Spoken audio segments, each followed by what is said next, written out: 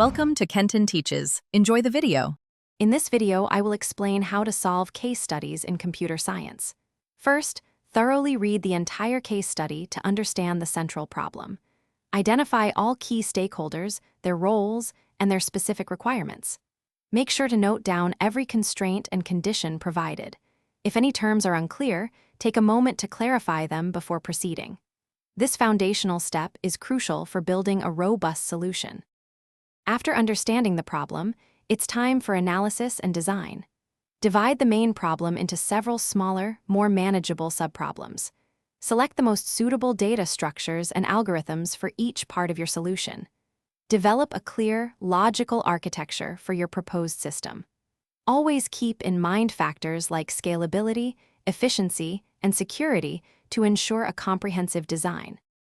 Now, let's move to implementation and testing. Write clean, well-commented code, adhering to established programming best practices.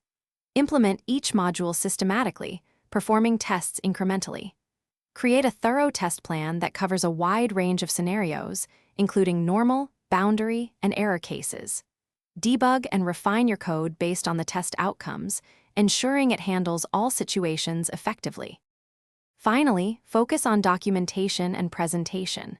Clearly document your solution, explaining all design choices and the logic behind your code. Prepare a concise presentation that effectively highlights the problem, your approach, and the final solution.